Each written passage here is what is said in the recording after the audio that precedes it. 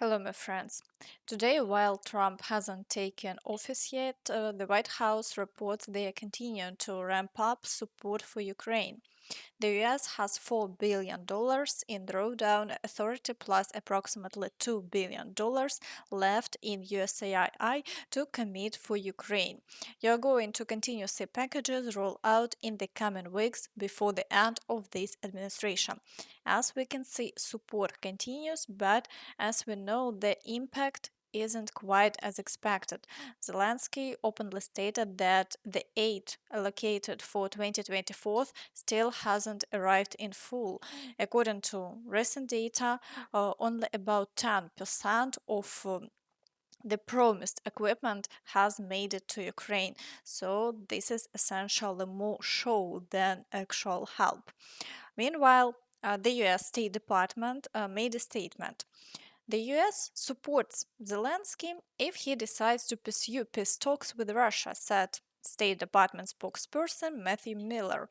He emphasized that the US doesn't intend to set any deadlines for starting a peace dialogue.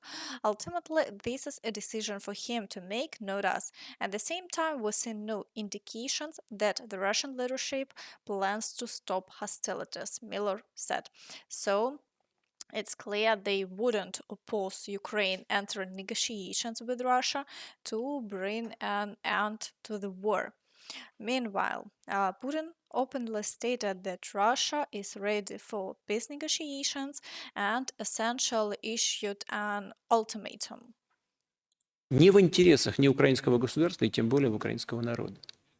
Если это будет продолжаться бесконечно, то, конечно, это не приведет к созданию благоприятных условий для восстановления мира, спокойствия и сотрудничества между соседними государствами на длительную историческую перспективу. А именно к этому мы и должны стремиться, именно к этому и стремится Россия. Поэтому мы и говорим, мы готовы к мирным переговорам, но только не на базе каких-то хотелок, название которых меняется, значит, от месяца к месяцу, а на базе реалий, которые складываются, и на основе договоренностей, которые были достигнуты в Стамбуле. Additionally, Putin publicly congratulated Trump on his victory, expressing admiration for him. Вы знаете, можно тоже как угодно к нему относиться, ведь все изначально в первой его итерации президентской говорили, что он бизнесмен в основном, и он мало чего в этом понимает в политике, ошибок может наделать. Ну, во-первых, я вам могу сказать, его поведение в момент покушения на его жизнь, я не знаю, но на меня произвело это впечатление. Он мужественный человек оказался. И дело не только в поднятой руке и в призыве бороться за их общие идеалы. Дело не только в этом. Хотя это, конечно, знаете, на драйве, на таком, все как бы... человек проявляет себя в экстраординарных условиях. Вот здесь человек проявляет себя, и он себя проявил, на мой взгляд, очень правильным образом, мужественно, как мужчина. Вот что касается политики, вот в первой итерации, не знаю, он услышит, но я скажу, пожалуй, здесь. Говорю искренне абсолютно. У меня такое впечатление, что его затравили со всех сторон, не давали ему пошевелиться. Он боялся шаг сделать влево, вправо, лишнее слово сказать. Я не знаю, что сейчас будет происходить, понятия не имею. Но для него это все-таки последний срок. То, что было сказано по стремлению восстановить отношения с Россией, способствовать завершению украинского кризиса, мне, на мой взгляд, кажется, это заслуживает внимания, как минимум. И я, пользуясь случаем, хочу поздравить его с избранием на пост президента Соединенных Штатов Америки. Furthermore, Putin remarked that while he could personally call Trump, he plans to wait. Если он выполнит то, что все время сейчас говорил, вот буквально в ближайшее время до инаугурации позвонит вам и скажет: Владимир, давай встречаться. Вы знаете, и я не считаю зазорным и со своей стороны ему позвонить. Просто не делаю этого, потому что руководители западных государств с какого этапа, они чуть ли не каждую неделю мне звонили, а потом вдруг прекратили. Ну, хотят, ну, не надо. Мы, как видите, живы, здоровы, и ничего, и развиваемся, идем вперед. Если кто-то из них захочет возобновить контакты, я всегда говорил, хочу еще раз сказать, мы ничего против не имеем.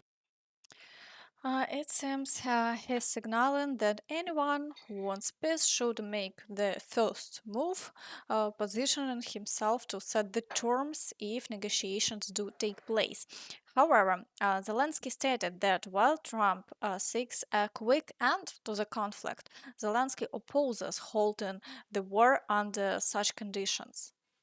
І мені здається, дуже небезпечна риторика, яка сьогодні є. Ми розуміємо, які лідери цю риторику впроваджують і піднімають. Що стосується ceasefire, спочатку ceasefire, а потім подивимось. Дуже страшний виклик для всіх наших громадян. Спочатку припинення вогню, а потім ми подивимось. Хто такі ви? Ваші діти вмирають, вони там гинуть, руйнуються ваші домівки. Про що це мова? Хто такі ви?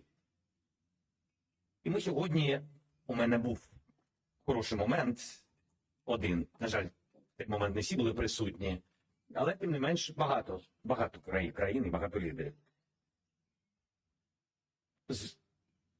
Ceasefire, припинення вогню. У нас було з 2014 року, ви пам'ятаєте, коли окупували наш Крим і частину нашого Донбасу. Закінчилась підготовкою до повномасштабного вторгнення. Це говорить про те, що припинення вогню, коли немає далі гарантій безпеки для України, підготовка до продовження окупації України і руйнації нашої незалежності і суверенітету. Ось що таке сьогодні ceasefire.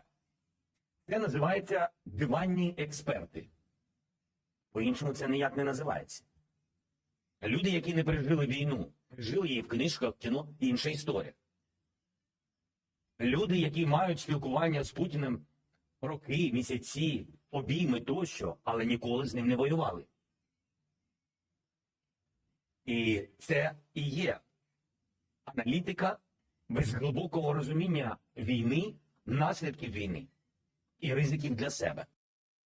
Additionally, if the conflict ceases and Ukraine joins NATO as part of a peace agreement, something our allies have stated could only happen after the war ends, Russia would be unlikely to attack a NATO country, and all NATO members would then be required to engage in full-scale conflict against Russia, deterring further aggression. And Putin has made it clear that he has no intention of going to war with NATO. He openly admitted that in such a conflict, Russia would have no chance of victory, given the combined military potential of all NATO countries far surpasses that of Russia, China, and North Korea. I'm including just his quote as a reminder. What are your thoughts on this? Be sure to share your opinion in the comments. Meanwhile, on the front lines, Russian forces continue to advance. Let's start from the Kursk direction. So far, there is minimal activity in terms of shelling or offensive moves. No video evidence has yet surfaced showing North Korean forces conducting assaults, so we'll have to see how events unfold here. For now, if it can be said, there is a bit of lull in the area. In the Kharkiv direction, Russian forces continue shelling but haven't launched any new offensives. Meanwhile, Ukrainian forces have made progress near Vovchansk, successfully pushing Russian troops back 600 meters from the factory, so momentum is currently on Ukraine's side, and advancing Russian forces are being effectively neutralized. In the Kupiansk direction, Russian forces persist in their attempts to break through near Kucherivka and continue assaults on Petropavlovka. However, no notable changes have been reported here in the past 24 hours. In the Borova direction, fighting for control over Zagryzovo continues with intensified Russian shelling on Ukrainian positions. However, Ukrainian units are holding their ground, preventing any further advancement. The Russians are bombarding the area up to Borova, aiming to push forward toward their main objective in this direction. To the south, battles are ongoing for Druzhlyubivka and Grekivka, though there have been no changes on the ground. In the Crimea direction, Russian forces are assaulting Terny and advancing within the Serebryanka forest. Additionally, shelling has been reported in Liman and Yampil, but there have been no notable shifts along the front line over the past 24 hours. In the Siversk direction, Russian forces are assaulting Grigorivka and the outskirts of Bilohorivka. They are attempting to strengthen the front line here to advance further towards Siversk, but the Ukrainian forces are successfully holding the line. Over the past day, there have been no changes along the front line. In the Chasiv Yar direction, Russian troops continue their efforts to penetrate the city via the canal. Similarly, they are trying to advance from Klishivka toward Pretechene and Bilahora to expand the southern flank. However, these attempts have so far been unsuccessful, as Ukrainian forces have even conducted successful counterattacks in this area. For now, we await further developments on this front. In the Toretsk direction, Russian forces maintain high activity. After breaking through to Sherbinivka, they continue pushing toward the outskirts of the settlement, accompanied by intensified shelling.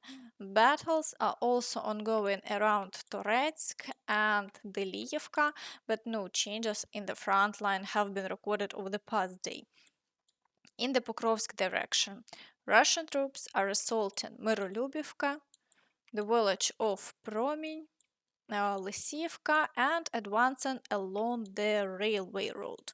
Although the situation remains largely unchanged, the Ukrainian forces are effectively holding the defense, with no Russian successes reported here. However, the situation is different near the village of Vishneve, where Russian troops are making gradual advances and are now storming Novooleksiyevka.